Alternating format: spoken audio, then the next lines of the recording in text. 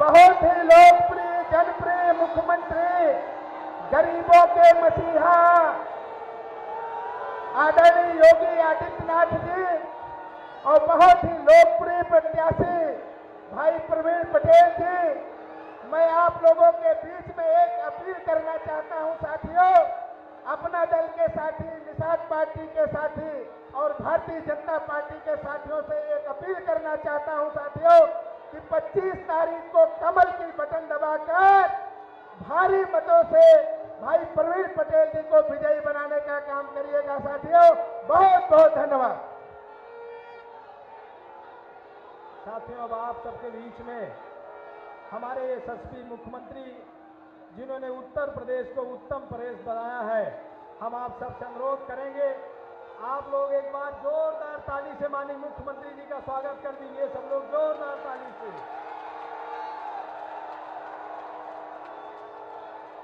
अब इसी स्वागत अभिनंदन की कड़ी में हम अनुरोध करेंगे अपने फूलपुर लोकसभा के लोकप्रिय प्रत्याशी श्री प्रवीण पटेल जी, सपत्नी आप और गोल्डी पटेल जी माननीय मुख्यमंत्री जी को अंग वस्त्रम दे करके स्वागत अभिनंदन करेंगे। आदरणीय प्रत्याशी श्री प्रवीण पटेल जी।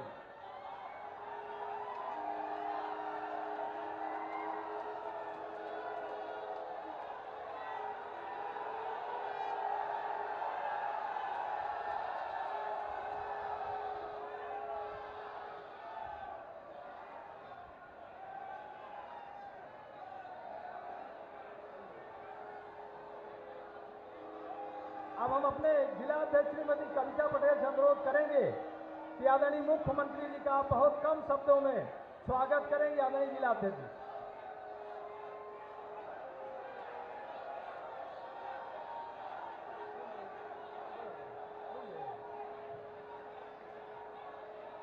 हम अनुरोध करेंगे आदरणीय प्रवीण पटेल जी से कि आप आवें। अब आदरणीय मुख्यमंत्री जी का स्वागत करें। आदरणीय प्रवीण पटेल जी।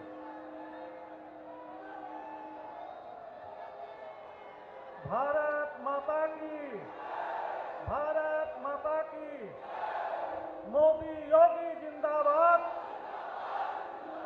मोदी योगी जिंदाबाद। आज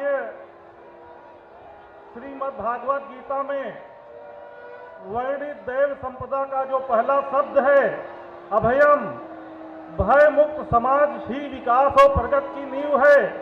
हमारे यशस्वी मुख्यमंत्री आदरणीय श्री योगी आदित्यनाथ जी ने पूरे उत्तर प्रदेश को अपराध मुक्त, भय मुक्त और विकास युक्त कर दिया है और अब उत्तर प्रदेश तेजी से बढ़ती हुई अर्थव्यवस्था बन चुकी है। उत्तर प्रदेश को उत्तम प्रदेश बनाने वाले माननीय मुख्यमंत्री श्री योगी आदित्यनाथ जी का तीर्थ नगरी प्रयागराज में आप सब की तरफ से बहुत बहुत स्वागत करता हूं, बहुत बहुत अभिनंदन करता हूं। आज गोस्वामी जी की लाइन याद आ रही है, तो से तात उजड़ हम नहीं। माननीय मुख्यमंत्री जी का जो ऋण है उससे हम लोग कभी मुक्त नहीं हो सकते। सौभाग्यशाली हैं हमारी पीढ़ी जो हमारे रथ को चलाने वाले दो संत हैं।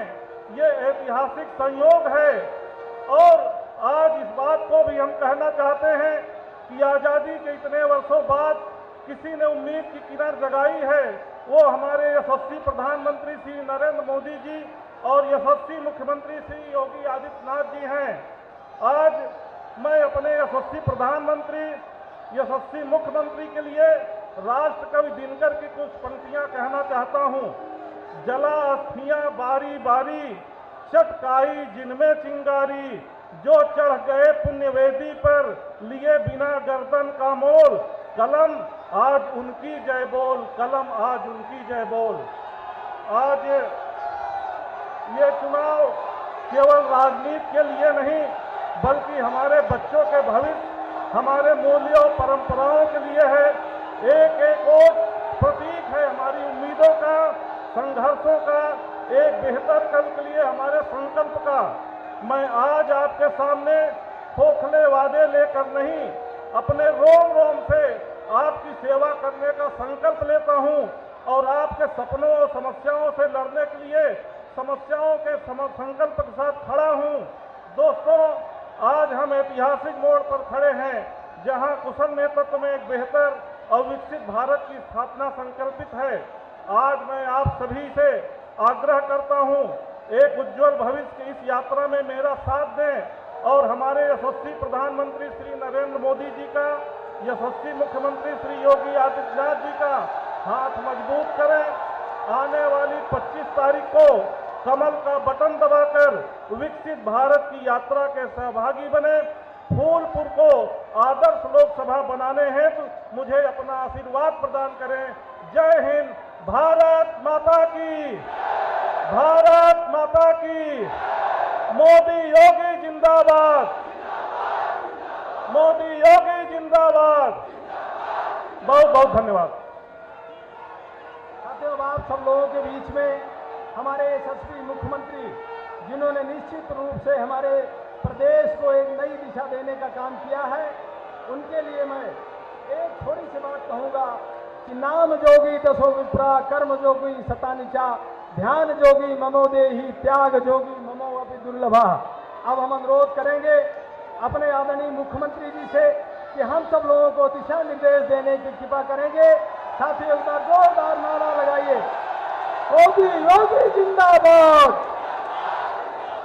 मोदी योगी जिंदाबाद, जिंदाबाद जिंदाबाद, मोदी योगी जिंदाबाद। जिंदाबाद जिंदाबाद। आदरणीय मुख्यमंत्री जी। भारत माता की, भारत माता की, भारत माता की। वंदे वंदे वंदे।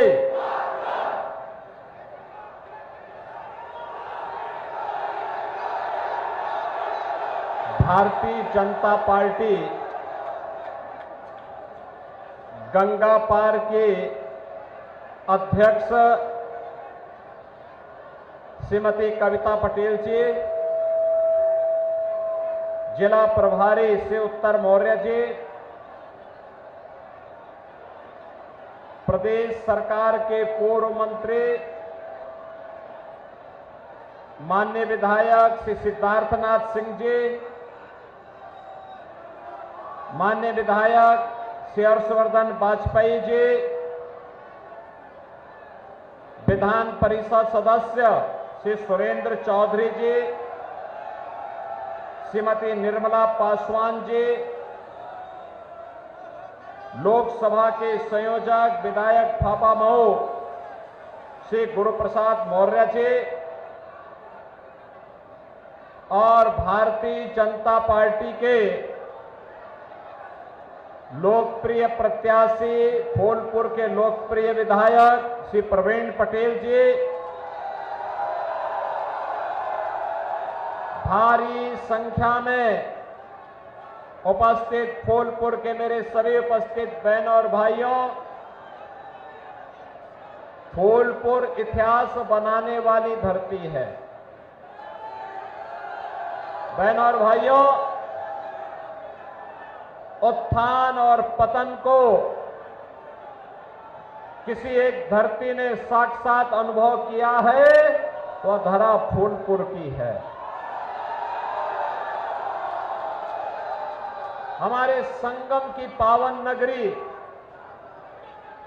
प्रयागराज से जुड़ी हुई यह पावन धरा, गंगा, यमुना और सरस्वती का पावन संगम,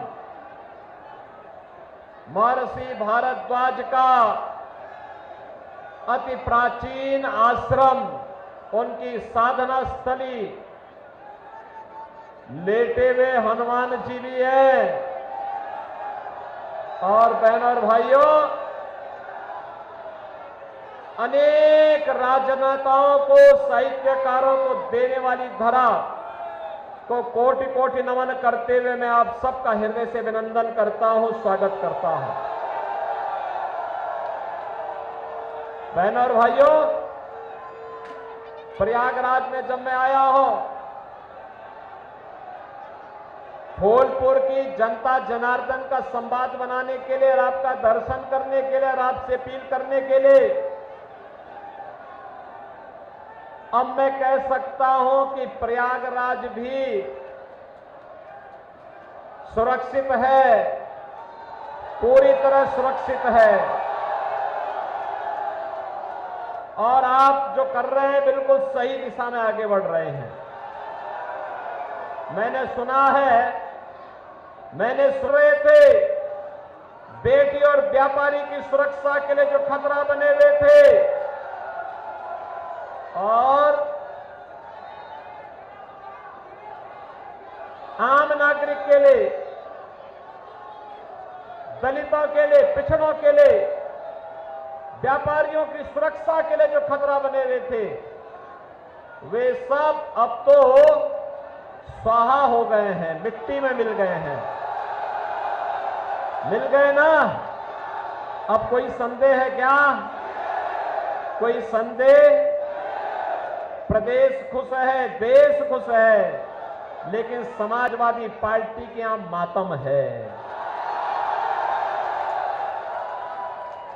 उनको आपकी चिंता नहीं थी,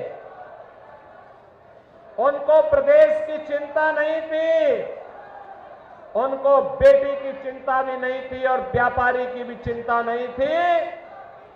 उनको अपनी राजनीति की चिंता थी। देश की कीमत पर वे लोग, कांग्रेस और समाजवादी पार्टी के लोग राजनीति करना चाहते हैं। और समाजवादी पार्टी का इतिहास तो वैसे भी काले कारनामों से भरा पड़ा है जी, भरा पड़ा है। एक नहीं अनेक ऐसे उदाहरण उन्होंने प्रस्तुत किए हैं। अराजकता का तांडव, अव्यवस्था, गुंडागर्दी, ये लगातार इनके द्वारा होता रहा। और परिणाम क्या था? प्रदेश के सामने पहचान का संकट।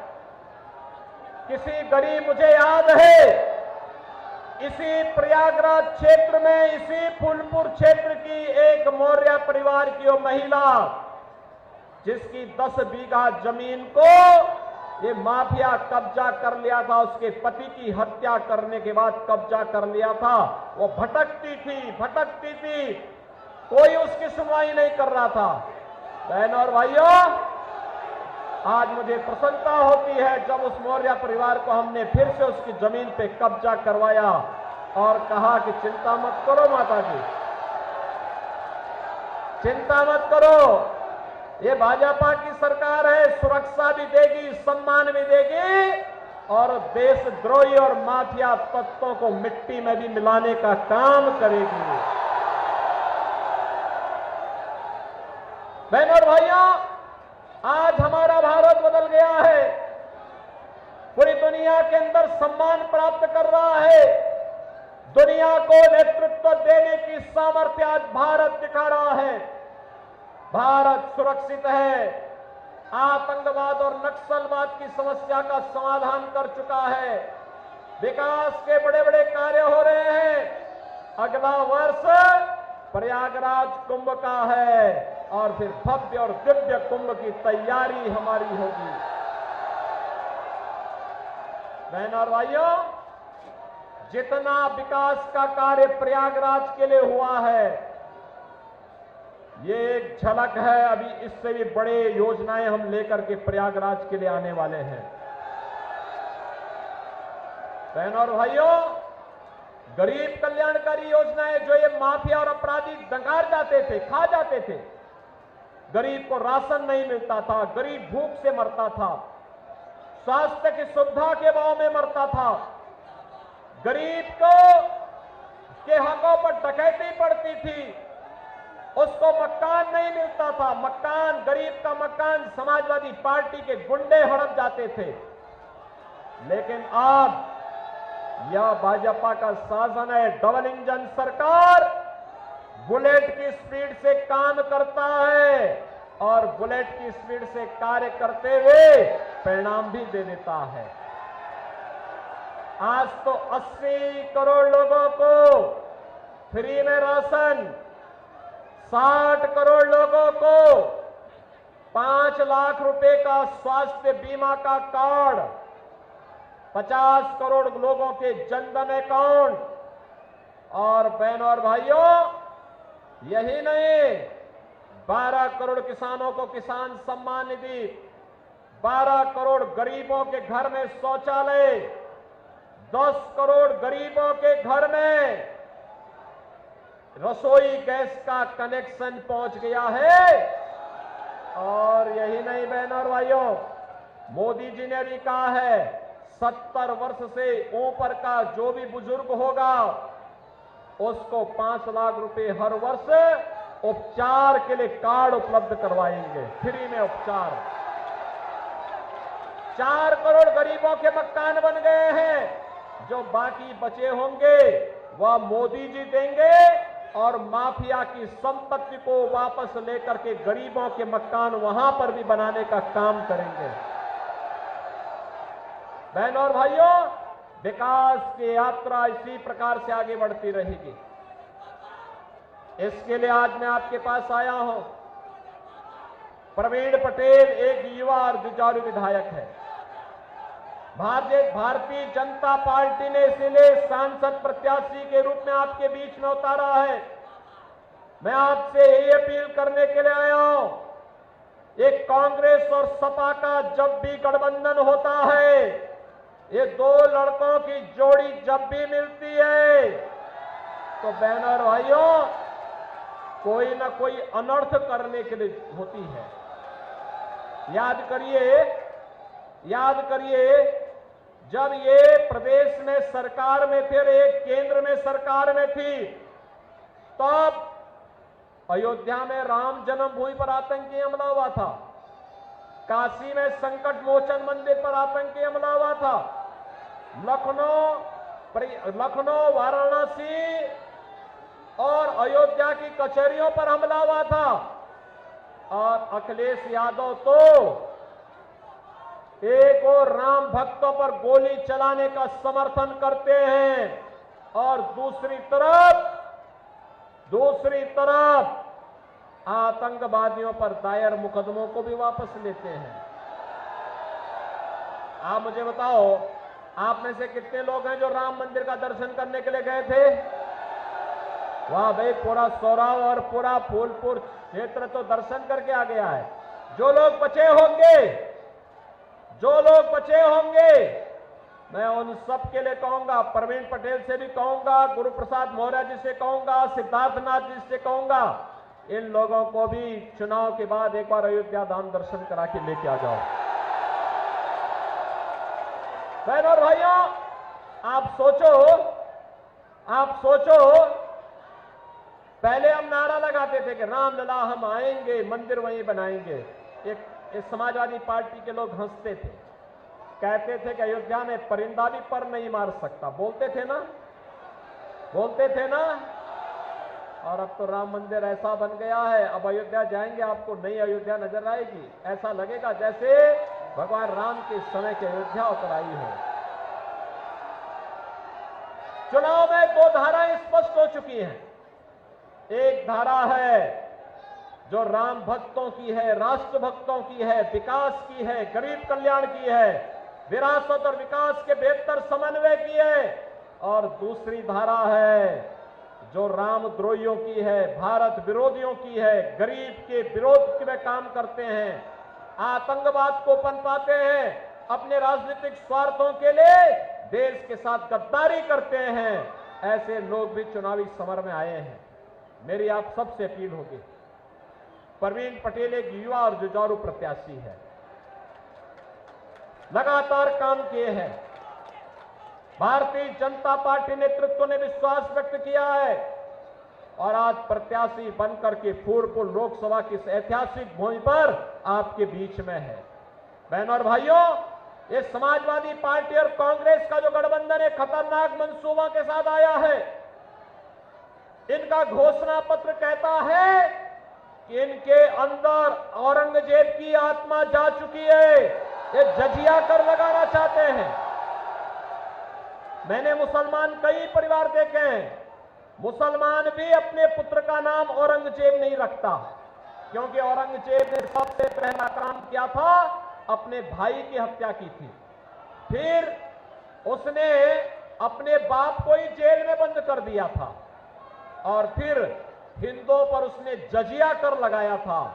और आज विरासत टैक्स की घोषणा करके कांग्रेस ने साबित कर दिया है कि समाजवादी पार्टी और कांग्रेस औरंगजेब की आत्मा को पुनर्जीवित करके हिंदुओं को तबाह करना चाहते हैं। लेकिन बहनों और भाइयों, भाजपा इन लोगों की इस कारस्तानी को पूरा नहीं होने देगी और इसके लिए पूरे देश के अंदर एक ही नारा गूंज रहा है, वह है कि फिर एक बार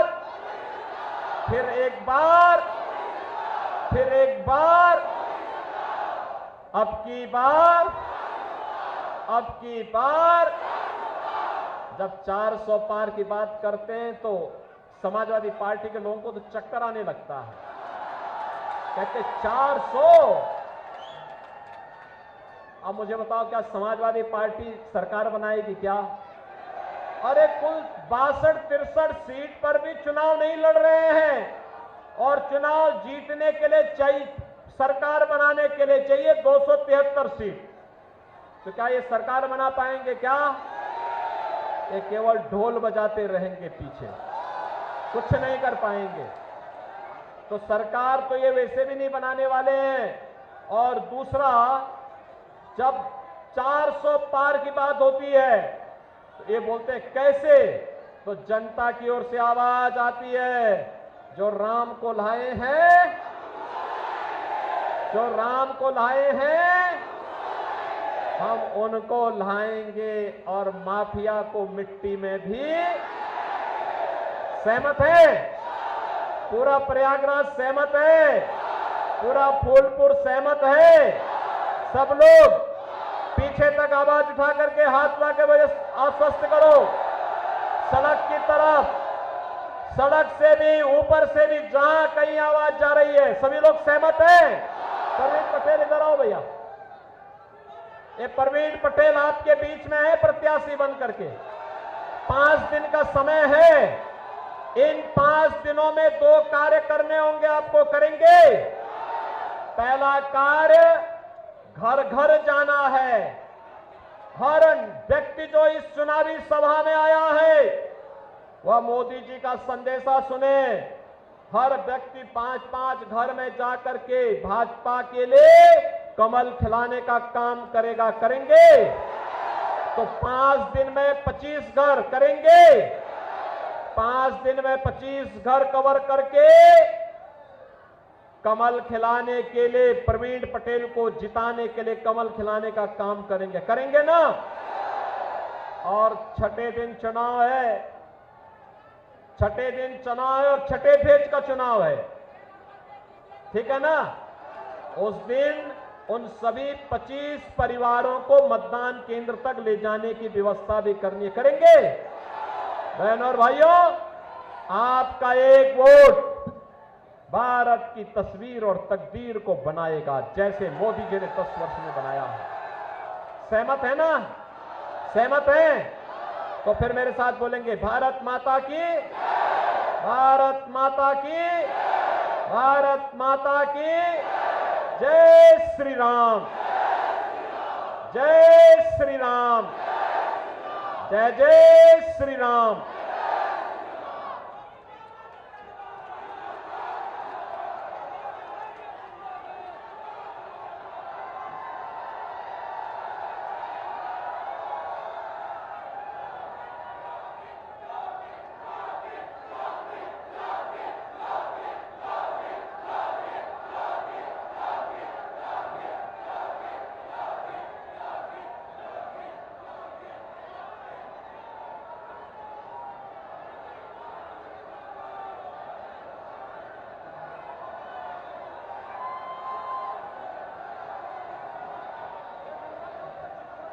सभी को बहुत धन्यवाद। आए हुए अतिथियों के, कार्यकर्ताओं के, मतदाताओं के, सभी आदरणीय योगी जी के आपने सुना।